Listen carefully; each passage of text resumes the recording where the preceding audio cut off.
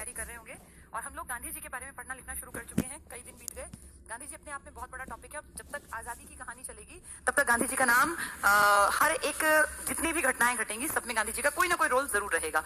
कल मैंने आप लोगों को जो पढ़ाया था वो टॉपिक हमने कल पढ़ा था, गांधी जी के आंदोलनों की हमने शुरुआत की थी और कल हमने देखा था कि कैसे महात्मा गांधी इंडिया में आते हैं 1915 में, इंडिया में स्टार्टिंग करते हैं सत्याग्रह की 17 में। ये मैंने आपको डिटेल से पूरा चंपारण जो सत्याग्रह था इसके बारे में बताया, लेकिन गांधी जी ने भी सत्याग्रह शब्द यूज नहीं किया।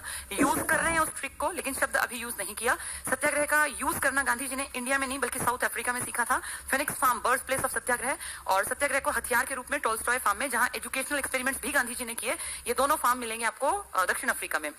गांधी जी दक्षिण अफ्रीका में मारिट्सबर्ग स्टेशन पर गांधी जी के साथ दुर्व्यवहार की घटना हुई और उसके कारण महात्मा गांधी जी ने अपनी लाइफ के टारगेट को बदल दिया। फिर वहां पे गांधी जी ने इंडियन ओपिनियन अखबार निकाला।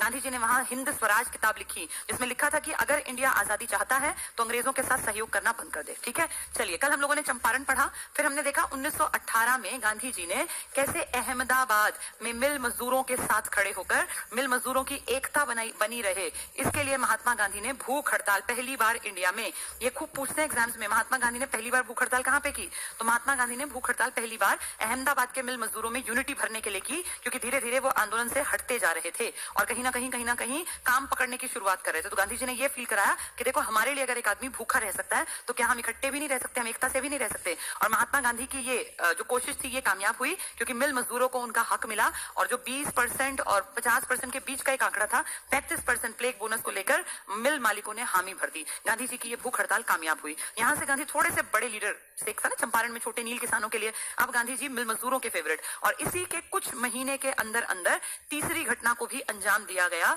क्योंकि अब गांधी जी का टाइम चल पड़ा। अब धीरे धीरे घटनाएं ऐसी घटती गई कि गांधी लीड करते चले गए। तो अब गांधी जी ने अगला आंदोलन इसी साल में खेड़ा सत्याग्रह है। ये खेड़ा सत्याग्रह क्या है? खेड़ा भी अहमदाबाद में पड़ता है। यहाँ अचानक से उसी साल जिस साल ये सब चल रहा था, क्रॉप फेलियर यानी फसल खराब हो गई, फसल बर्बाद हो गई। फसल बर्बाद हुई लेकिन अंग्रेजों को कोई फर्क नहीं पड़ा। अंग्रेजों ने अपने आदमी भेजे और कहा टैक्स वसूलो, कर किसी भी तरह उगाही करके लाओ, मारो पीटो इनसे, इनको छीनो इनके सामान या इनकी चीजों को बेच दो, इनके मकानों को, इनके जानवरों को बेच दो, तो किसी भी तरह करके हमें पैसा चाहिए। अंग्रेजों को क्या मतलब, हम भूखे मरे, दुखी हो, परेशान हो, मर जाए, उनको कोई फर्क नहीं पड़ता। तो जैसे ही अंग्रेजों ने क्रॉप फेलियर के बावजूद कर इकट्ठा करने के लिए आदमी भेजने स्टार्ट कर दिए, ये तुरंत खबर गई गांधी जी के पास। गांधी जी अभी नए आए हैं, 15 में तो आए हैं, लेकिन गांधी जी की किस्मत भी साथ दे रही है। ऐसा माहौल पैदा होता जा रहा है कि गांधी अपने सत्याग्रह का यूज कर पाए।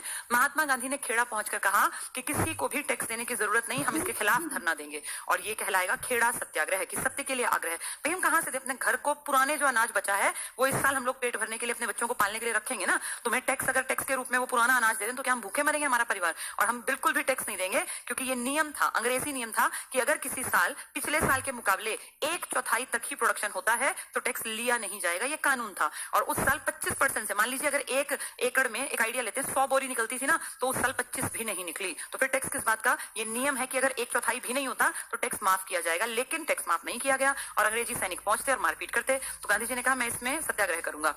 गांधी जी का साथ यहाँ पर खेड़ा में सरदार वल्लभ भाई पटेल जैसे बड़े लीडर भी इनके साथ खड़े हुए। तब तो ये सच बड़े नहीं थे, लेकिन ये जुड़ गए तो ये किसानों के बड़े लीडर माने जाते थे। तो सरदार पटेल कहते हैं इनका राइट हैंड थे इस आंदोलन में, और जितना गांधी जी ने काम किया उतना ही जमीनी सतह से जुड़ के काम किया सरदार पटेल ने। तब तक वो सरदार नहीं थे, बस वल्लभ भाई पटेल थे। बढ़िया आंदोलन रहा और धीरे धीरे जनता जो है गांधी जी की पॉलिसीज की तरफ झुकने लग गई और सबको लगा कि हाँ गांधी जी सही कहते हैं, हमें इनके खिलाफ विद्रोह करना है, लेकिन इसमें मारकाट नहीं मचानी, शांतिपूर्वक तरीके से धरने देंगे, इनके खिलाफ विरोध प्रदर्शन करेंगे, इनको समझाएंगे कि तुम गलत कर रहे हो, मारकाट नहीं करेंगे, ना हाथ पे हाथ रख के बैठेंगे कि आएंगे और चुपचाप टैक्स देंगे, यानी गांधी जी का रास्ता अपनाएंगे। और लकीली ये आंदोलन भी सफल रहा और खेड़ा सत्याग्रह में क्रॉप फेलियर के बाद अंग्रेजों ने टैक्स को माफ कर दिया और कहा कोई अमीर किसान है जिसका प्रोडक्शन अच्छा है तो वो दे दो, गरीबों को देने की जरूरत नहीं है। तो लगभग लोग गरीब ही थे, यानी किसानों के हित में काम किया अंग्रेजी सरकार ने गांधी जी के दबाव में आके। अब गांधी जी नेशनल हीरो बनने के रास्ते पर आ गए। पहले सिर्फ चंपारण के नील के किसानों के लिए वो हीरो थे, सबके लिए नहीं। फिर वो अहमदाबाद के मिल मजदूरों के हीरो थे, क्योंकि उन्होंने उनको प्लेग बोनस दिलवाया, बड़े बड़े मालिकों से लड़के भूख हड़ताल पर बैठकर। अब वो खेड़ा के किसानों के हीरो बन गए, क्योंकि खेड़ा के किसानों की क्रॉप खराब हो गई थी, फसल बर्बाद हो गई थी, उसके बावजूद उन्हें टैक्स भरना पड़ता अगर गांधी राइट टाइम पे राइट डिसीजन ना लेते। तो गांधी फेवरेट बनते जा रहे हैं जनता के। नील पैदा करने वाला किसान भी उनका पक्षधर है, मिल में काम करने वाला गरीब मजदूर भी उनके पक्ष में बात करेगा और आम किसान भी उनके साथ है। धीरे धीरे करके सबको फील हो रहा है कि ये आदमी ठीक रास्ता दिखाता है और इस रास्ते पे चल के कामयाबी पाई भी जा सकती है। इसी दौर में गांधी जी की किस्मत और आगे साथ देती है। हमारी पूरी दुनिया दुनिया में फर्स्ट वर्ल्ड वॉर छिड़ा था 1914 से 18। इस टाइम पर दो बड़े ग्रुप थे, ए और बी मान लो। इसमें बड़े देशों में अमेरिका और ब्रिटेन मेन थे और इसमें बड़े देशों में जर्मनी था, ठीक है, तुर्की था। ये जो तुर्की है ना, तुर्की ये मुस्लिम बाहुल्य इलाका है। मुसलमानों का पूरी दुनिया में जितने मुसलमान हैं वो अपना हेड मानते थे खलीफा को। खलीफा एक पोस्ट थी, एक पद था। खलीफा एक चुना जाता था और ये माना जाता था कि पैगंबर मोहम्मद साहब जिनका कि जन्म हुआ था मक्का में, जो मदीना गए थे और उनकी डेथ भी हो गई थी बाद में, इंसान के रूप में वो मानते हैं कि वो अल्लाह का प्रतिनिधि थे। तो उनके द्वारा चलाए गए धर्म को सबने अपनाया और वही इस्लाम धर्म कहलाया। फिर वो तो एक्सपायर हो गए। उनके बाद ये डिस्प्यूट बना कि अगला हेड कौन बनेगा इन मुस्लिम कम्युनिटी वालों का, इस्लाम धर्म को आगे बढ़ाने वाला कौन। तो फिर ये पोस्ट बनाई गई खलीफा कि एक आदमी को जिसको सेलेक्ट करेंगे हम खलीफा बना देंगे और वो पूरी दुनिया के धरती पे जितने मुसलमान हैं उनका मुखिया होगा। तो तुर्की में खलीफा का पद सृजित किया गया, बनाया गया और पूरी दुनिया में फैले हुए अलग अलग देशों तक पहुंचे हुए इस्लाम धर्म के लोगों ने माना कि तुर्की का खलीफा हम सबका प्रधान है, हम सबका मुखिया है। इस तुर्की के खिलाफ अमेरिका ब्रिटेन लड़ रहे थे फर्स्ट वर्ल्ड वॉर में। इसको जैसे ये फर्स्ट वर्ल्ड वॉर में ये हारे, ये जीते, तो इन्होंने तुर्की के खलीफा के पद को खत्म कर दिया। अब पहले अपदस्थ किया, हटाया कि तू कोई खलीफा नहीं हटा दिया, उसका पद बोले खत्म कर दो। तो ये सब जब चीजें चल रही थी ना, जब वो हार रहे थे और लग रहा था कि भाई अब खलीफा का क्या होगा, खलीफा की बेइज्जती दुनिया के हर मुसलमान की बेइज्जती मानी गई उस टाइम पर। तो इस तरह से अंग्रेजों के प्रति हमारे देश के मुसलमानों के मन में भी ये आया कि ये अंग्रेज हमारी वैसे तो यहाँ बड़ी भलाई करने की दिखावट करते हैं, लेकिन हमारे जो दुनिया के हेड है उनको इन्होंने अपदस्थ करने का प्लान बना लिया और ये तो बहुत गलत व्यवहार है। तो अब अंग्रेजों के खिलाफ इनके मन में नेगेटिव भावनाएं आ गई और इन्होंने कहा हम अंग्रेजों का साथ नहीं देंगे, हम अंग्रेजों के साथ सहयोग नहीं करेंगे और अगर हमारे खलीफा को ऐसे बेइज्जत किया गया तो इस खलीफा के पक्ष में हम एक आंदोलन चलाएंगे, खिलाफत आंदोलन। और तुर्की से अलग अलग दिशाओं में मैसेंजर्स निकले, अलग अलग देशों की यात्राएं करने कि पूरी दुनिया के मुसलमानों को एक कर दो और सब मिलकर विरोध करें अंग्रेजों के इस काम का जिसमें इन्होंने तुर्की के खलीफा के पद को खत्म करने का प्लान बना लिया। तो इसलिए पूरी धरती पर अलग अलग देशों में खिलाफत आंदोलन चलाओ, खिलाफत चलाओ, खलीफा को नहीं हटने देना, अंग्रेजों की पैरवी मत करो, अंग्रेजों को दूर भगाओ, इस तरह की बातें होने लगी। ये खिलाफत आंदोलन जो चलाने की कोशिश में थे वही लोग भारत भी आए और भारत में इस टाइम पर धीरे धीरे हमने देखा कि अंग्रेज हमारा नुकसान कर ही रहे थे। तो खिलाफत आंदोलन में कुछ मुसलमानों ने इंटरेस्ट नहीं लिया, लेकिन गांधी जी ने लिया और उन्होंने कहा खिलाफत आंदोलन बिल्कुल करना चाहिए क्योंकि आप यहाँ इंडिया में अंग्रेजों का सहयोग कर रहे हो और ये अंग्रेज आपका जो मुखिया है तुर्की में जो बैठा है, ऑटोमन साम्राज्य का मुखिया, उसी को अपदस्थ कर रहे हैं। तो ये आपके भले कैसे कर सकते हैं, आपका भलाई कर ही नहीं सकते। तो इंडिया में खिलाफत आंदोलन, दो भाई थे अली बंधु, इन लोगों ने कहा ठीक है हम सारे मुसलमानों को जोड़ के और ये आंदोलन चलाएंगे। गांधी जी ने कहा मैं भी तुम्हारे साथ हूं और मैं हिंदुओं को भी इस आंदोलन में सबको जोड़ दूंगा, यानी पूरा इंडिया मुसलमानों का साथ देगा। तो मुसलमानों को और क्या चाहिए था भाई, अगर पहले देखें तो पुराने टाइम में तो एक ही थे ना।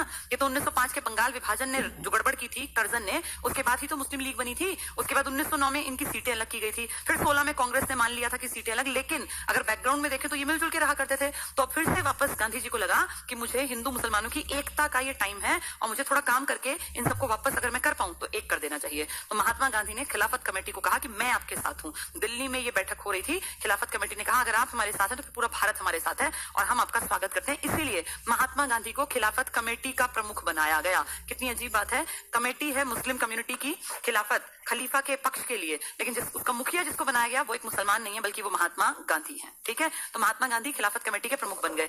महात्मा गांधी खिलाफत के प्रमुख तो बन गए, आंदोलन भी चल पड़ा। गांधी जी को लगा कि अब मुझे इस टाइम का फायदा उठाना चाहिए और इसके साथ ही दूसरा भी आंदोलन छेड़ा जा सकता है, लेकिन इससे पहले थोड़े से बैकग्राउंड पे चलते हैं। दूसरा आंदोलन असहयोग से पहले बैकग्राउंड पे चलते हैं। ये सब चीजें जब चल रही थी ना, तो इंडिया में एक क्रांतिकारी राष्ट्रवाद भी पनप रहा था। क्रांतिकारी राष्ट्रवाद, क्रांतिकारी आप समझते हैं ना, राष्ट्रवाद क्या होता है, अपने नेशनलिज्म, अपने देश के प्रति एक वीरता की भावना फील करना कि हमारा देश है, हमारी मिट्टी है, इसके लिए हमें मरना पड़े तो हम मर जाएंगे। क्रांतिकारी क्यों, क्योंकि क्रांतिकारी की फीलिंग्स थोड़ी सी अलग होती हैं और ये कहते हैं कि किसी को भी हम अपने देश में अपनी जमीन पर ऐसे राज नहीं करने देंगे, अपना शोषण नहीं होने देंगे, इस देश का नुकसान नहीं होने देंगे, चाहे हमें इसके लिए क्रांति की मशाल जलानी पड़े, चाहे हमें अंग्रेजों को मारना पड़े। ये क्रांतिकारी राष्ट्रवाद था। क्रांतिकारी राष्ट्रवाद हमने जो स्पष्ट देखा था 1905 के बंगाल विभाजन में, जब लाल बाल पाल ने विरोध किया था, उन्होंने कोशिश की थी कि नागपुर में बैठक हो जाए, लेकिन बैठक सूरत में करवाई गई थी। उन्होंने कोशिश की थी कि हम में से कोई सा एक अध्यक्ष बन जाए, लेकिन अध्यक्ष बना दिए गए थे रास बिहारी बोस। उन्होंने खूब कोशिशें की पर कोशिशों को कामयाब नहीं होने दिया गया। 1905 से क्रांतिकारियों के मन में वो ज्वाला थी और ये लास्ट तक चलेगी। 1900 आप ये लगा लो 20 तक तो बहुत बढ़िया चलेगी। बढ़िया का मतलब है ठीक ठाक काम चलेगा, उसके बाद और बढ़ेगी ये। जब ये नौजवान भारत सभा में भगत सिंह जैसे लड़के लाहौर नेशनल कॉलेज में पढ़ेंगे तब ये और बढ़ेगी। पहले हम इतने तक पढ़ते हैं क्योंकि गांधी की एंट्री यहीं तक है, 20 तक मेन वो लीडर कैसे बने। तो एक तरफ समझ रहे हो गांधी धीरे धीरे उभर रहे हैं, दूसरी तरफ क्रांतिकारी राष्ट्रवाद। इस टाइम पर हिंदू मुस्लिम एकता सब लोग चाहते थे कि इंडिया में स्थापित हो, चाहे वो गांधी हैं, चाहे वो बड़े बड़े लाल बाल पाल टाइप के बड़े लीडर्स हैं, सब लोग चाहते थे हिंदू मुस्लिम सिख ईसाई सब भाई भाई की तरह आपस में रहें। इसी दौर में 1919 में अंग्रेज बहुत परेशान हैं क्योंकि क्रांतिकारी लगातार इनका मर्डर कर रहे हैं, चाहे वो प्रफुल्ल चाकी खुदीराम बोस के रूप में 1908 में जो किंग्सफोर्ड की बग्गी पर बम फेंका वो थे, या लगातार 1911 में जब लॉर्ड हार्डिंग सेकंड की बग्गी पर बम फेंका दिल्ली में वायसराय जब दिल्ली दरबार था तब उसकी बात कर ले। यानी चारों तरफ से क्रांतिकारी इनको डर कि भाई डर के मारे इनके मन में ही रहे कि हाय इंडिया में हमें कोई भी कभी भी कहीं भी टपका सकता है, इनका नहीं पता ये कब गुस्से में आ जाए क्या बड़ा स्टेप ले ले। तो वो डर जो था ना वो अंग्रेज ऐसा फील करे कि वो यहाँ से भागना चाहे या यहाँ पे हेड बनके या इतनी क्रूरता करने से डरे कि अगर हम किसी के साथ क्रूर व्यवहार कर रहे हैं तो इसका बदला कोई ना कोई सरफिरा क्रांतिकारी हमसे लेगा, हमारा मर्डर कर देगा या हमारे बीवी बच्चों को बग्गी में उड़ा देगा। ये डर पैदा करना जरूरी था उस टाइम पर। तो 1919 में क्या हुआ, अंग्रेजों को लगा कि इन क्रांतिकारियों को कैसे दबोचा जाए, खत्म किया जाए, तो वो एक एक्ट लेकर आए। बहुत चालाक हैं। 1917 में ले आए थे लेकिन बाद में जाके 19 में उस पर कानून बना। 17 में एक आदमी था सिडनी वैसे ऑस्ट्रेलिया का शहर है, इसका नाम था सिडनी रॉलेट। इसने आइडिया दिया, इसने एक एक्ट दिया, इसने कहा कि इस एक्ट को लागू कर दो और फिर देखना कैसे क्रांतिकारी तुम्हें गायब मिलेंगे देश से। मिलेंगे भी नहीं, कहां गए क्रांतिकारी। इस एक्ट का असली नाम रॉलेट एक्ट नहीं है, वो तो क्योंकि इस एक्ट को जन्म दिया है सिडनी रॉलेट नाम के आदमी ने तो लोकल भाषा में कहते हैं रॉलेट एक्ट। वास्तव में रॉलेट एक्ट नहीं है, उस एक्ट का नाम है अब पेपर में मान लो यही आ जाए एनार्किकल, लिखते हैं CHI, बोलते हैं एनार्किकल, लिखते हैं चीकल, एनार्किकल। एंड जो क्रांतिकारी होते हैं उन्हें आप क्या कहते हो, रिवॉल्यूशनरी क्राइम्स एक्ट। इसका मतलब समझो, फिर रटना नहीं पड़ेगा। द एनार्किकल होते हैं अराजकतावादी, जो अराजकता फैलाएं। उस टाइम क्रांतिकारियों को अराजकतावादी, अराजकता वैसे गलत चीज होती है, अराजकता होता है इस तरह के खून खराबे और दंगे और विरोध और विद्रोह टाइप करने वाले लोग, ठीक नहीं होता। लेकिन क्रांतिकारियों को अराजकतावादी का नाम दे दिया था इन अंग्रेजों ने। तो इन्होंने कहा अराजकतावादी और क्रांतिकारी, क्राइम क्या होता है, कोई गलत काम, उनके खिलाफ एक एक्ट बनाया गया। यानी जो ये क्रांतिकारी हमारी बग्गियों में बम फेंकते हैं, जो हमें मारने का प्लान बनाते हैं, जो हमारे अंग्रेजों का बड़े अफसरों का मर्डर करते हैं, इनके खिलाफ हम एक कानून ला रहे हैं। ये कानून किसने सुझाया, सिडनी रॉलेट ने। और ये क्या था, ये था जिसके ऊपर शक हो, कोई भी जिसके ऊपर शक हो, कोई भी, वो कोई बड़ा छोटा गरीब अमीर SC ST कोई भी कहीं भी हो, वो गांव में हो शहर हो, और किसी भी समय रात में 2 बजे पुलिस आएगी, पकड़ के ले जाएगी, सोते हुए आदमी को कह देंगे ये अराजकतावादी है, आप कुछ नहीं कर सकते। तो कोई भी कहीं भी किसी भी समय जब तक ये चाहे, जहां से चाहे, जिसको चाहे उठा लें अंग्रेज, और उठा के उसको पुलिस कस्टडी में ले लें। ना उसके घर वालों की कोई भी दलील सुने कि जी हमारा बच्चा तो बहुत शरीफ है, नहीं गया जी, वो वकील भेजें तो वकील की ना सुने, ना बेचारे वो कहीं अपील कर सकते। और जब तक अंग्रेज चाहें उसको हिरासत में रख सकते हैं, उसको वो रोज पीटे मारे, किसी मजिस्ट्रेट के सामने पेश ना करें, उसका कोई केस ही ना बनाए, सीधे उसको उठा के ले गए, पुलिस थाने में रोका और खूब मारा। 1 दिन, 2 दिन, 10 दिन, 50 दिन, 100 दिन, साल, 1.5 साल, 2 साल, कोई पूछने वाला नहीं, क्योंकि इस एक्ट का नाम ही ये है। इस एक्ट का नाम है अनार्किकल और रिवॉल्यूशनरी क्राइम्स एक्ट। रिवॉल्यूशन एक अच्छी चीज होती है, क्रांति एक अच्छी चीज होती है, जब सिर पे से पानी गुजरता है तब क्रांति जन्म लेती है। इनको वो क्राइम कह रहे हैं, ये इनके खिलाफ एक्ट है। और कहीं भी कभी भी किसी को भी, किसी भी आदमी को जब मन करे बिना किसी सबूत के पुलिस उठा के ले जाएगी, कोई कार्यवाही नहीं होगी। आज अगर पुलिस किसी को उठा लेना तो लिखित में है कि उसके ऊपर केस बना के पुलिस को वो पेश करना पड़ता है मजिस्ट्रेट के सामने, फिर मजिस्ट्रेट सुन के डिसाइड करता है कि इसको पुलिस कस्टडी में रख सकती है या छोड़ना पड़ेगा। उस आदमी के दिमाग में फ्री है वो कि भैया पकड़ लिया पुलिस ने, कोई बात नहीं, पेश तो करेगी ना। ये लिखित में है कि पुलिस अगर किसी को पकड़ लेती है, किसी भी गांव के आदमी को, शहर के को, किसी भी कास्ट क्रीड का आदमी हो, 24 घंटे के अंदर अंदर उसकी पेशी होती है दंडाधिकारी SDM वगैरह के सामने, और फिर SDM उसकी बात सुनता है और वो डिसाइड करता है, पुलिस की भी सुनेगा उसकी भी, और फिर वो डिसीजन लेगा कि इस आदमी को जो पकड़ा है, जिस चीज के अंडर पकड़ा है, वो ठीक है या गलत है। अगर उसको लगता है कि गलत पकड़ा गया, वो उसको वहीं से भेज सकता है, फिर पुलिस नहीं पकड़ सकती उसको। अगर उसको लगता है कि पुलिस के पास कुछ इस तरह के सबूत हैं, कार्यवाही करनी चाहिए, तो फिर वो कह देगा कि ठीक है, इसको 14 दिन के रिमांड पे ले लो, या इसको 1 हफ्ते की या 3 दिन की हिरासत में रखो। ये SDM के सामने जाने तक तो हम आजाद है ना, कि हम फ्री हैं, 24 घंटे में पेशी होगी और मैं प्रूफ कर दूंगा, मेरे घर वाले प्रूफ कर देंगे कि मैंने क्राइम नहीं किया। लेकिन यहाँ क्या कर लें, यहाँ तो कोई ना तो दलील चलेगी, चाहे उसने कुछ भी नहीं किया तब भी उठा के ले गए रात में 3 बजे लड़के को और खूब पीट रहे हैं। उसका वकील गया तो उससे बात नहीं करेंगे, वो अपील कहीं कर नहीं सकता, कोई सुनवाई ही नहीं है। तो फिर ये तो सीधा ही हो गया ना, जिसको मन करे पकड़ो, मारो, पीटो, 3rd डिग्री का टॉर्चर दो, मर्डर कर दो, कोई पूछने वाला ही नहीं है। ये किसने सजेस्ट किया, सिडनी रॉलेट ने, ताकि क्रांतिकारी लड़के पीछे हट जाएं, उनके घर वाले उनको डरा धमका के क्रांति करने के रास्ते से हटा लें, क्योंकि वो ये डराएंगे ना, अगर तू ऐसा करेगा तो तुझे पकड़ के ले जाएंगे, तेरे भाई को पकड़ के ले जाएंगे, हमें परेशान करेंगे। तो डर के मारे वो क्रांतिकारी बेचारा अपनी भावनाओं को वहीं दबा लेगा। कितना गलत तरीका है देखो ये कैसे उस टाइम पे, जैसे इन इंसान इंसान के ऊपर इतना हावी कैसे हो सकता है कि उसको बोलने का मौका ना दे, उसकी बात सुनी ना जाए, उसकी कोई अपील ना दायर कर सकता हो? तो ये काला कानून है। इसके तहत तो सिर्फ इनकी चलेगी, हम कुछ भी बोलेंगे तो तुरंत उठा के ले जाएंगे, मारेंगे पीटेंगे, कहीं पेशी भी नहीं होगी कि अपनी बात हम कम से कम रख सकें, फिर चाहे वो 10 दिन 20 दिन कितने भी दिन तक हमें मारते पीटते रहें, बंद रखें। इसको हमने कहा ये तो बहुत गलत है, इसका हम सबने विरोध किया और हमने इसका नाम रख दिया, इतना लंबा नाम उस टाइम इंडिया में कौन बोलता, हम तो वैसे भी उस टाइम पढ़े लिखे नहीं थे, तो इसको हमने आसान सी भाषा में कहा ये काला कानून है। काला कानून, ये तो सीधा सीधा इंडियंस पे हमला है। किसी को पकड़ लो, जिसको मन करे उठाओ और फिर उसके साथ कैसा भी व्यवहार करो, कोई बोल नहीं सकता, कुछ कह नहीं सकता, कोई भी आपके साथ नहीं है, ना पुलिस, ना प्रशासन, ना न्यायालय। फिर कैसी जिंदगी है ये? फिर तो हम आवाज भी नहीं निकाल सकते, क्योंकि ऐसा करते इसके अंडर आ जाएंगे। इसका विरोध कर रहे थे सब लोग। सिडनी रॉलेट ने 1917 में इसके ऊपर काम किया।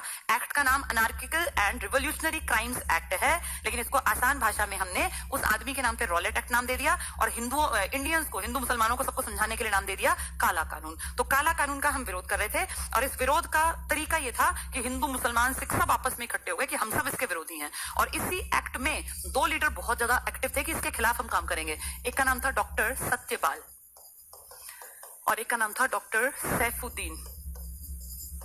सैफुद्दीन किचलू। नाम से तुम समझ गए होगे, एक हिंदू है और एक मुसलमान, दोनों इकट्ठे हैं, अच्छे दोस्त हैं, दोनों भारत की आजादी के लिए बात करते हैं और दोनों ये मानते हैं कि हम दोनों इसी मिट्टी में जन्मे हैं, इसी के लिए हमारा जन्म हुआ, हम इसी की रक्षा करेंगे, इसी के लिए मरेंगे। तो कितनी यूनिटी है हिंदू मुसलमान लीडर्स में भी। और ये दोनों सबके सामने एक एग्जाम्पल है, जनता के सामने। तो जनता को लग रहा है कि अगर ये इकट्ठे हैं तो हम भी इकट्ठे हैं, हम सब एक हैं, हिंदू मुस्लिम सिख ईसाई आपस में सब भाई भाई। अंग्रेजों को लगा ये तो गड़बड़ हो जाएगी, अगर ये इस तरह के 2-4 और पनप गए तो फिर तो हमें निकाल बाहर करेंगे। इसीलिए उन लोगों ने इन दोनों लीडर्स को पकड़ लिया। भाई क्यों पकड़ा? तो बोले इनको काला कानून, Rowlatt act, anarchical and revolutionary crimes act के तहत पकड़ा। आसान भाषा में कहूं तो रॉलेट एक्ट के तहत पकड़ लिया। अभी मैंने कहा रॉलेट एक्ट तो बहुत गलत था, किसी को कहीं भी कभी भी कितने भी टाइम के लिए मारो पीटो, बंद रखो, पेशी मत करो, ना सुनो ना उसकी बात को आगे तक पहुंचाओ, तो बहुत गलत है। हो सकता है इन दोनों का मर्डर भी कर दें। अब जनता को लगा है तो गलत किया, बहुत गलत किया। ये दिन था 9 अप्रैल, जब ये 2 लीडर पकड़े गए तो दिन है 9 अप्रैल 1919।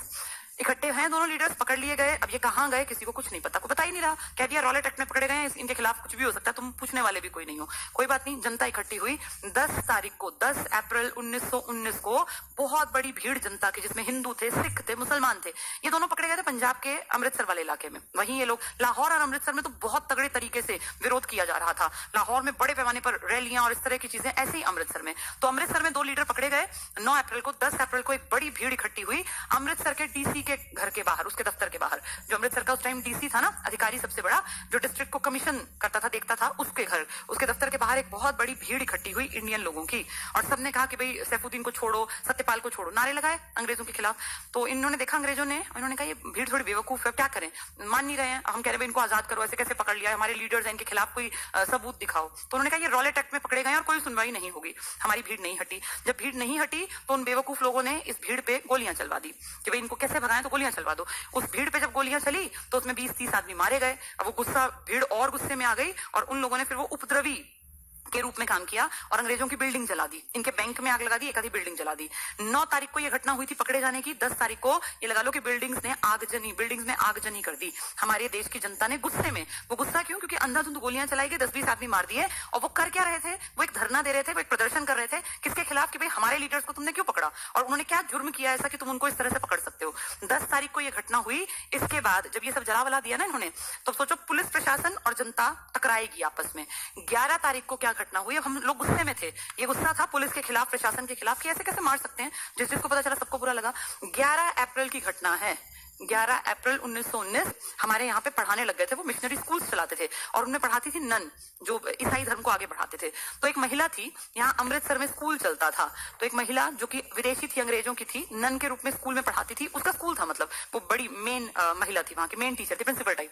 तो उसने देखा कि अमृतसर का माहौल खराब हो रहा है, कहीं लोग जो है स्कूल में घुस जाए, तोड़फोड़ करें। तो वो जा रही थी गली में से, कहते हैं 600 बच्चों का स्ट्रेंथ थी स्कूल में, वो स्कूल बंद करने जा रही थी कि बंद कराती हूँ भाई, कोई सेफ रहे, अपने ताले वाले लगा दें, भीड़ का क्या भरोसा, कहाँ क्या नुकसान कर दे।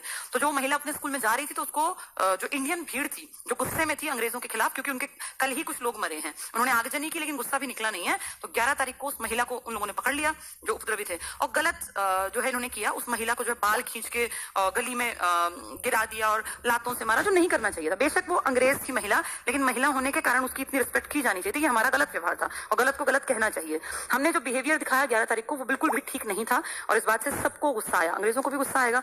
ये गलत किया कि महिला के साथ ऐसा व्यवहार किया। हम कुछ भी करते लेकिन उस महिला की रिस्पेक्ट हमें फिर भी रखनी चाहिए थी, क्योंकि अगर हम चाहते हैं हमारी महिलाएं सेफ हो तो अगलों के मन में भी होगा। जो बिगाड़ना है उन आदमियों का बिगाड़ लेना चाहिए था, लेकिन महिला एक टीचर के साथ ऐसा करना ये गलत था हमारा व्यवहार।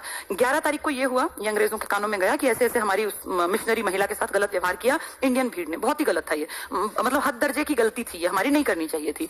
इसके बाद 13 तारीख को जब अमृतसर का लगातार माहौल खराब होता गया, अब आगजनी भी हो रही है, पकड़ भी रहे हैं, औरतों के साथ भी गलत व्यवहार हो रहा है, तो फिर जो यहाँ का डीसी था उसने कहा यहाँ पे हम मार्शल लॉ लगा देते हैं। मार्शल लॉ मतलब होता है सेना का कानून। मार्शल लॉ में आपके शहर में सेना की टुकड़ी टुकड़ी टुकड़ी, ऐसे सेना पूरी की पूरी, जैसे देखा हो धीरे सेना भागती भागती अपने हथियार कैरी किए हुए, तो पूरे शहर में मार्शल लॉ लग गया। किस तारीख को? 13 तारीख को। 13 अप्रैल को एक खास दिन होता है जो हम हर साल मनाते हैं, बैसाखी त्योहार है ना। ये फसल पकने की खुशी में, इसी टाइम पे तो पकती है गेहूं की फसल, और पंजाब में बहुत अच्छा टाइम होता है ये, पंजाब हरियाणा में, क्योंकि फसल पक जाती है और खुशी मनाई जाती है। तो पंजाब का एक बड़ा त्योहार है बैसाखी, 13 अप्रैल का दिन था। इस दिन अमृतसर में एक बहुत बड़ा मेला लगता था। बैसाखी के साथ साथ यहाँ जानवर भी खरीदे और बेचे जाते थे, तो जानवरों का भी एक मेला लगता था। और वैसे जो बैसाखी है इसका उत्सव था तो उसका भी मेला लगता था। यानी गांव से हजारों लोग उठ उठ के, पंजाब के अलग अलग गांव से, हरियाणा पंजाब से, और इकट्ठे हुआ करते थे, बैसाखी की खुशी मनाते थे। भाई पुराने टाइम में जो जैसे इंसान की खुशी क्या थी, मेलों में जाना, तब मॉल्स नहीं थे। आज आप सैटरडे संडे को मूवी दिखाते हैं, आप मॉल घुमाते हैं, तब मॉल्स नहीं थे, तो लोग मेलों में जाया करते थे। तो एक बहुत बड़ा मेला का आयोजन किया गया था, हर साल होता था, नॉर्मल बात थी।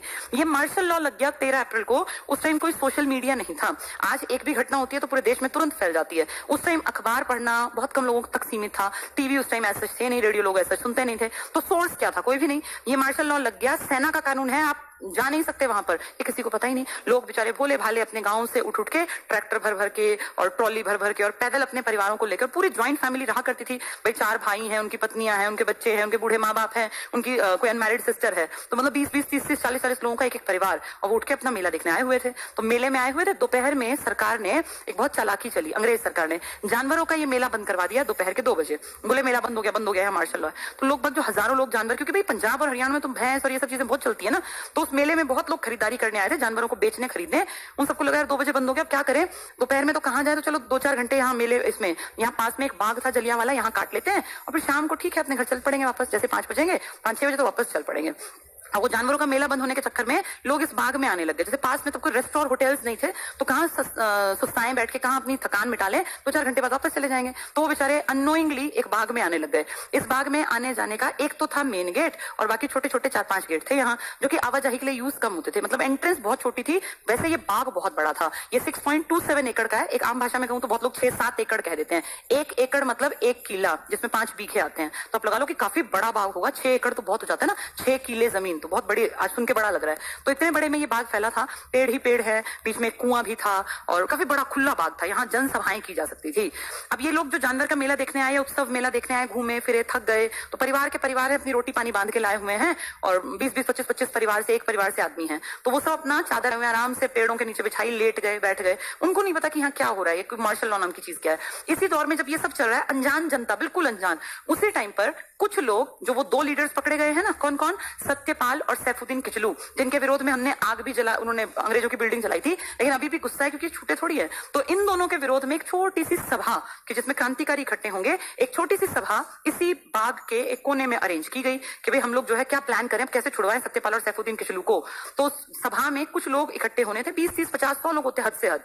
लेकिन उस भीड़ में जो लोग आए हुए थे ना, ढेरों लोग है, सोचो पेड़ों के नीचे खुले मैदान में यहाँ ढेरों लोग हैं। कहते हैं 10 से 20 हजार लोग जनसंख्या यहाँ इकट्ठी थी। तो 10-20 हजार लोग बहुत होते हैं, बहुत ज्यादा। आने की उम्मीद थी 100-50 लोग आएंगे सैफुद्दीन किचलू इनके बारे में बातचीत करने, लेकिन ये अनजान लोग, इन्हें नहीं पता यहाँ क्या होने वाला है। जब वो यहाँ पे भाषणबाजी शुरू हुई तो वो लोग उठ उठ के, जो उत्सव में से आए थे, मेले में से उठ उठ के वहां, कि भाई यहाँ क्या हो रहा है, क्या हो रहा है। इंसानी फितरत है ना, जहां 10 लोग इकट्ठे होते हैं तो हम भी सोचते हैं यहाँ क्या हो रहा है, हम भी रुक के जरूर देखते हैं। आप कहीं भी जाइए भीड़ भाड़ के इलाके में, या आप किसी हाईवे पे भी चल रहे हैं और 10 लोग अपनी गाड़ी रोक के खड़े हो जाए, तो वो 11वीं गाड़ी भी रुक जाती है कि यहाँ हो क्या रहा है। ये हमारी ह्यूमन टेंडेंसी है। तो जब यहाँ पे वो 10-20 लोग इकट्ठे थे, 30 थे, 50 थे, फिर भीड़ देख के वो जो बाकी लोग थे ना, वो भी जा जाके यहाँ खड़े हो गए। फिर यहाँ भाषण स्टार्ट हो गए, एक लीडर बोला, फिर दूसरा बोला, फिर सब सुनने लग गए। तो ऐसा माहौल हो गया कि जैसे बहुत बड़ी कोई सभा, कोई बहुत बड़ी क्रांति की प्लानिंग कर रही है, जबकि ऐसा था नहीं। इनमें से 90% लोगों को तो पता भी नहीं था कि कौन पकड़ा गया, किसके खिलाफ ये सब हो रहा है। कुछ लोग थे जो ये सब बातें जानते थे, बाकी तो जनता भीड़ थी। अब ये पुलिस और प्रशासन जानबूझ के करवा रहा है, क्योंकि अगर पुलिस और प्रशासन चाहता कि यहाँ भीड़ इकट्ठी ना हो तो क्या यहाँ 2-2 सैनिकों को गेट पे नहीं खड़ा किया जा सकता था? ऐसा तो है नहीं कि एक साथ 20,000 आदमी आए थे। वो तो शाम होते होते दोपहर से शाम तक 10-10, 20-20 की टोलियां आई थी ना। उन टोलियों को अगर पुलिस वाले बाहर ही खड़े होकर कह देते कि यहाँ एंट्री बंद है, तो क्या वो जबरदस्ती अपने आप अंदर घुसते? बिल्कुल भी नहीं। ये सोच समझ के प्लान किया गया था, क्योंकि उस पागल आदमी के दिमाग में ये था कि इंडियंस को ऐसा मजा चखाना है कि आगे से ये डरे हमारे खिलाफ इकट्ठे होने में, जबकि हम सब तो इकट्ठे होना भी नहीं चाहते थे इस तरह से, इस लेवल पे, जैसा कि अनजाने में हो गया था। तो अंग्रेजों का प्लान था। और जब ये देखा कि भीड़ काफी बढ़ गई है, तो फिर जनरल डायर, आप सब जानते हैं वो घटना, सबको पता है कि कैसे अपनी फौज को लेके आया, और वो फौज करते करते टुकड़ी अपनी चलती चलती और सामने अपनी वो अड़ा दी गाड़ी, और फिर घोषणा की गई कि भाई आप लोग जो हैं ये इलीगल तरीके से इकट्ठे हुए हैं। लोग समझ भी नहीं पाए थे कि क्या हो रहा है, क्यों यहाँ गाड़ियां आ गई, हमने क्या किया। अब जो बेचारे उत्सव और मेलों में से आके खड़े हुए थे, उन्हें क्या पता कि यहाँ क्या हो रहा है। अनजान आदमी, आज से 100 साल पुरानी बात कर रही हूँ मैं, 101 साल पुरानी, तब कहाँ लोगों में इतनी समझ थी कि क्रांति क्या होती है। बहुत सारे लोगों को पता ही नहीं था, मुट्ठी भर थे बस जो क्रांतिकारी थे, बाकी तो सब अनजान लोग थे जो बेचारे मेलों में घूमने परिवारों के साथ। सबसे छोटी जिसकी डेथ हुई ना, वो 1.5 महीने का बच्चा था, 1.5 महीने का, 1.5 महीने का बच्चा क्रांतिकारी बन गया था। लेकिन ये बिना सोचे समझे वो जो अपनी टुकड़ी लेके घुसा, शाम का टाइम था, 5:37 टाइम था, और उसने तुरंत ऑर्डर दिया फायर।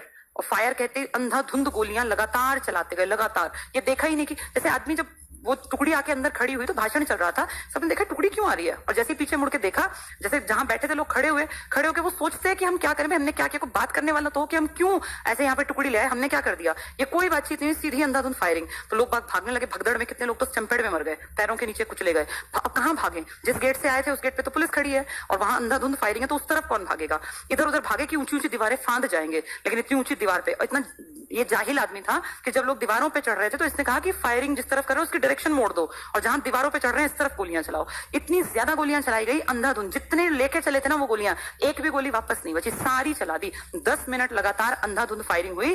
5:37 पे फायरिंग शुरू हुई थी, और ये लगा लो 5:47 तक लगातार जिस तरफ, जहां बिना देखे कि किसको गोली लग रही है, औरत है, आदमी है, बूढ़ा है, बच्चा है, बुरी तरह से फायरिंग करते गए। आप सब जानते हैं कि उस कुएं में जान बचाने के लिए लोग कूदे, और एक की देखा देखी, उस टाइम दिमाग काम थोड़ी करता है। जब ये सब हो रहा है तो दिमाग चलेगा ही नहीं, पागल की तरह आदमी भाग रहे हैं। किसी की बीवी बच्चे छूट गए, किसी के अपंग माँ बाप छूट गए, किसी की बहन नहीं मिली, तो किसको ढूंढे। अपनी जान बचाना ही मुश्किल दिखा।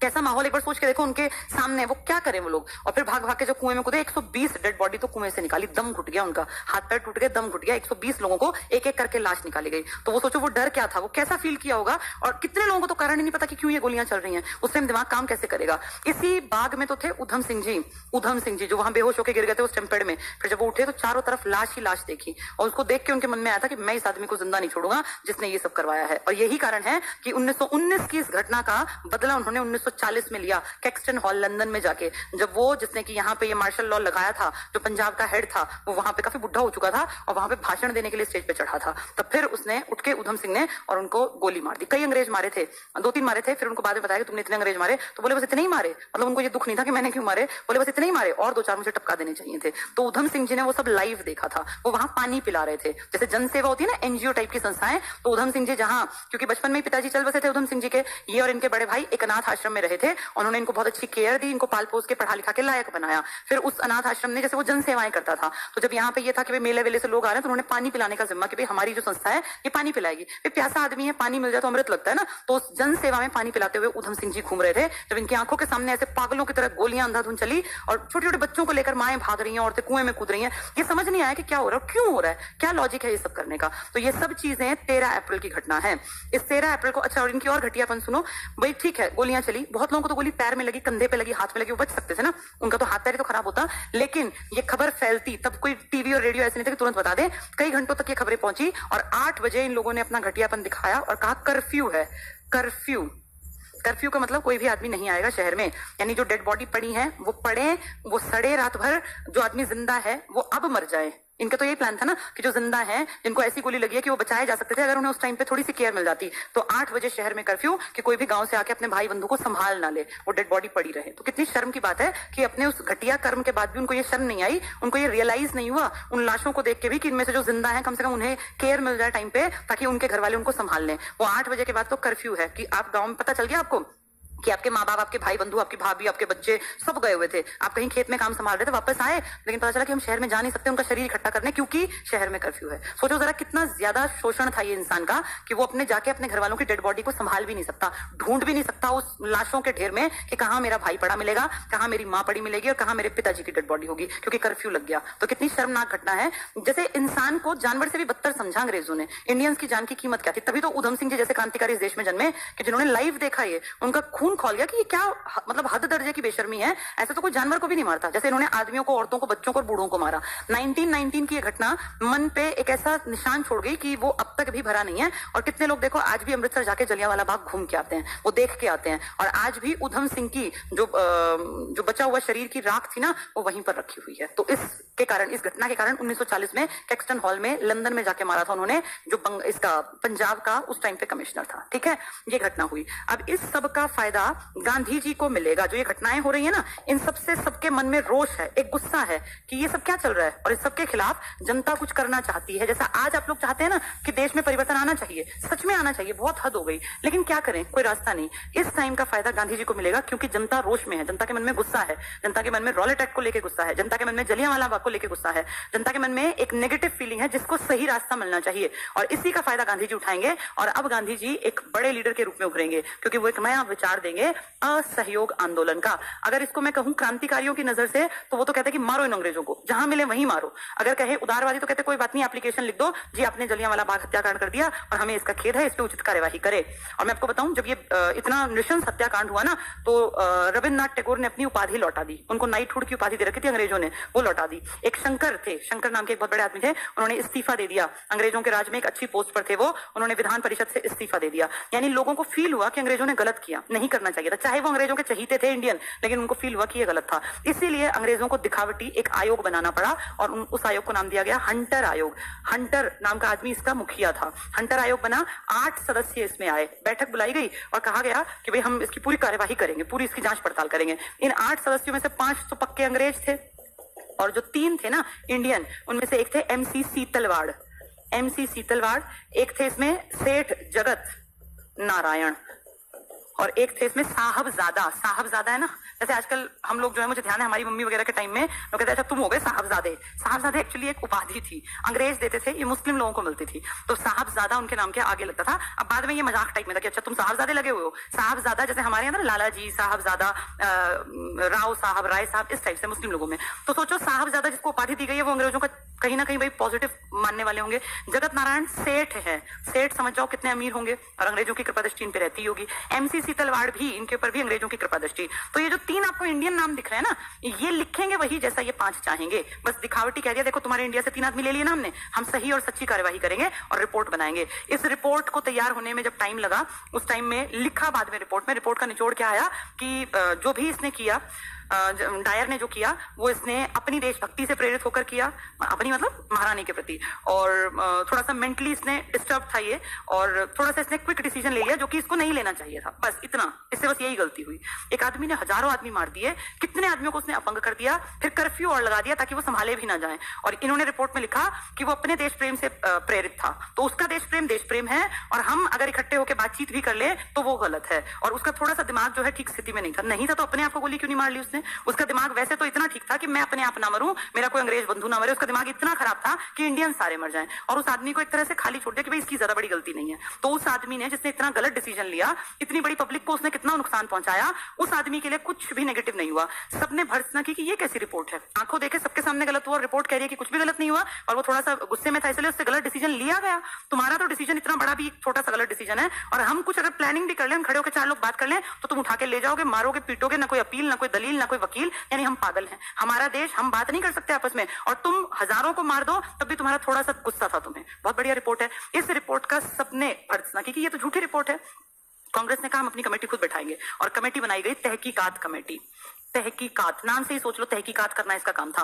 तहकीकात कमेटी बनाई गई, इसमें गांधी मेंबर थे, इसमें नेहरू के पिताजी यानी मोतीलाल नेहरू इसके मेंबर थे, और भी कई बड़े बड़े लीडर्स। लेकिन हुआ क्या, तहकीकात कमेटी का रिजल्ट क्या आया? कुछ भी नहीं। तहकीकात ने जो भी कहा, कहां सुना अंग्रेज सरकार ने? और क्या तहकीकात कमेटी ने बदला ले लिया उन मासूम लोगों का जिनको पता भी नहीं था कि उन पे गोलियां क्यों चल रही हैं? तो ये सब फॉर्मेलिटी है, सब दिखावट है। लेकिन एक बैकग्राउंड तैयार हो गया था लोगों को गुस्से से भरने का, और जब लोगों में सही चीजों के प्रति गुस्सा होगा ना, तो वो आंदोलन कामयाब हो सकता है। महात्मा गांधी को लगा अब सही टाइम है अंग्रेजों पे चोट करने का, क्योंकि सारे मुसलमान उनके एंटी हैं, क्योंकि उन्होंने खलीफा को के साथ दुर्व्यवहार किया तुर्की में, सारे हिंदू उनके एंटी हैं, जलियांवाला बाग में सारे सिख उनके एंटी हैं, चारों तरफ लोग जो हैं वो कहीं ना कहीं अपने आप को जोड़ के दुखी हैं अंग्रेजों से। इसलिए गांधी जी ने विचार दिया कि भैया अब टाइम आ गया, अब अंग्रेजों को सहयोग करना बंद करो। तो क्या करें जी? इन्होंने कहा इंडिया में आप लोग किसी भी सरकारी, तब सरकारी का मतलब अंग्रेजों के सरकारी स्कूल में नहीं जाओगे, बंद कर दो कल से स्कूल, चाहे अनपढ़ रह जाओ। किसी भी आप दफ्तर में नहीं जाओगे, ये जो क्लर्क और ये सब नौकरियां थी अंग्रेजों की तो थी, बंद कर दो। तुम्हारी कोई भी लड़ाई झगड़ा हो तुम इनके न्यायालय में नहीं जाओगे, अपनी लड़ाई अपने लेवल पे लोकल लोगों के साथ निपटाओ, इनके वकीलों के पास तुम्हें जाने की जरूरत नहीं। यानी अपनी नौकरी का, न्यायालय में काम करने वाला वकील होगा या जज होगा, दफ्तर में काम करने वाला क्लर्क या बाबू होगा, स्कूल जाने वाला विद्यार्थी होगा, तो इनके स्कूल कॉलेज, इनके मार्केट, हर चीज को बंद कर दो। बंद इन द सेंस जाओ ही मत, अपने आप में बंद हो जाएंगी। फिर क्या करें जी? इसमें आप तरीका अपनाओ, हर गांव आत्मनिर्भर बनो, अपना काम खुद संभालो, हर आदमी आत्मनिर्भर बनो, गांव के गांव प्रत्येक व्यक्ति आत्मनिर्भर बनो। जितनी भी चीजें विदेशी हैं ये सब तुम्हें यूज नहीं करनी, सिर्फ वस्तुएं नहीं, ये विदेशी चीजें भी छोड़ दो। नौकरियां, ऐसी नौकरी पे लात मारो जो अंग्रेजों के अधीन करनी पड़े, ऐसे स्कूल की पढ़ाई करो ही मत जो अंग्रेजों ने खोल रखे हैं। तो ये विदेशी वस्तुओं का त्याग करो, विदेशी सब चीजों का त्याग करो, गांव के गांव आत्मनिर्भर बनो, इनके ऊपर डिपेंड मत रहो। तीसरी चीज, खादी पहनो, हर घर में चरखा चलाओ, हर घर में। तो खादी पहनो तो तुम इनके कपड़ों पे डिपेंड ही क्यों हो? इनके कपड़े बिकते थे ना हमारे मार्केट में, इनके कपड़े दूर करो, यूज ही मत करो। तो ये सब तरीके हैं। इसके अलावा इन्होंने कहा, गांधी जी ने, मद्यपान बंद करो। ये जो शराब पीते हो ना, तुम लोगों को बेवकूफ बना रहे हैं अंग्रेज। ये शराब पीना अंग्रेजों ने सिखाया हमें बड़े स्तर पे। पहले भी शराब थी लेकिन वो इस तरह से नहीं थी, लोकल की ऐसे दुकानों पे बिकती हो। पहले राजा महाराजा पुराने टाइम में शराब के शौकीन थे, लेकिन वो अलग तरह का कामकाज था। अब क्या था?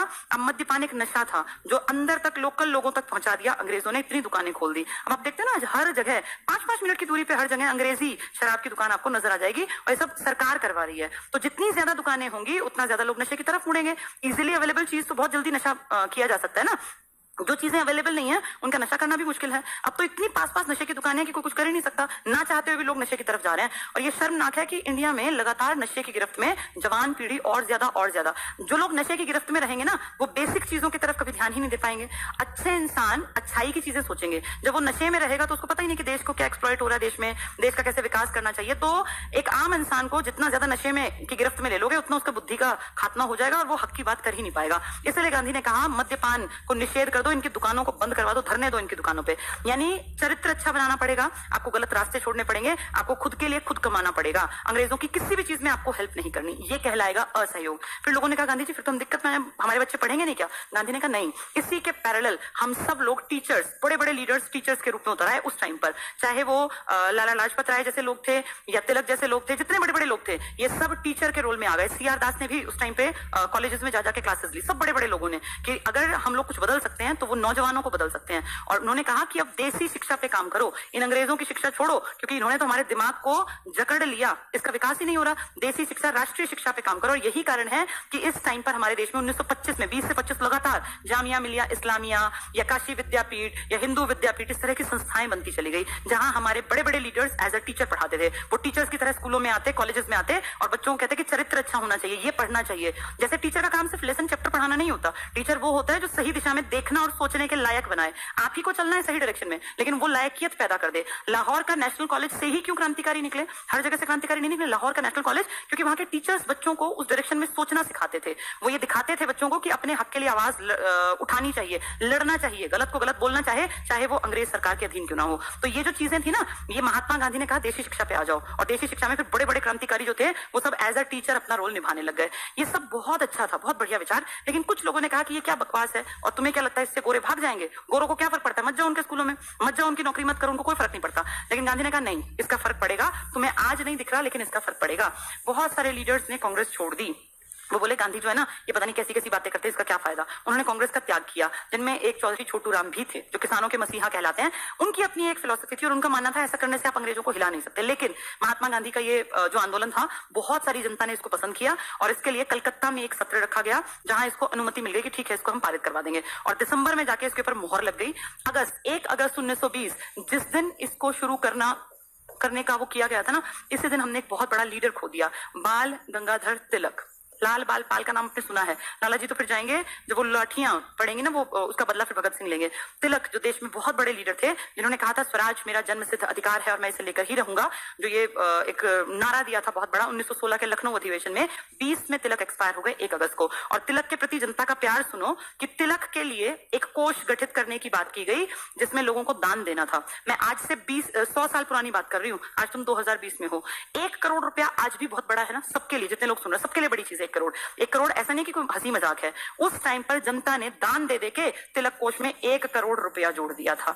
1 करोड़ रुपया, इमेजिन करना उस टाइम कितनी कीमत होगी और कैसे इकट्ठा हुआ होगा। आज भी 1 करोड़ बहुत बड़ी चीज है। 100 साल, ठीक 100 साल पुरानी बात कर रही हूँ। अभी आप सितंबर में है 2020 में, ये बात हो रही है अगस्त 1920 की। तो 100 साल पहले इतना प्यार था तिलक के प्रति कि जिससे जितना बन पड़ा उतना दान किया और 1 करोड़ रुपया तिलक कोष में इकट्ठा। ये था क्रांतिकारियों के प्रति लोगों के मन में कितना ज्यादा विश्वास था, अगाध प्रेम था और श्रद्धा थी। तो इस तरह असहयोग आंदोलन स्टार्ट हो गया। ठीक है, असहयोग आंदोलन कैसे चला, क्या उसका इंपैक्ट रहा, फिर उसके बाद वो बंद क्यों करना पड़ा, इन सब के बारे में आज टाइम नहीं है, तो कल आगे बातचीत करेंगे। आज हमने क्या क्या पढ़ा, आज हमने खेड़ा के बारे में जाना, आज हमने चंपारण, और बाद मैंने कल पढ़ाया था खेड़ा पढ़ा दिया आपको, रॉलेट एक्ट पढ़ा दिया डिटेल में, जलियांवाला बाग हमने देख लिया, और जलियांवाला बाग के बाद फिर हमने ये असहयोग की शुरुआत देख ली। एक पॉइंट और मुझे याद आया, चलते बता दूं।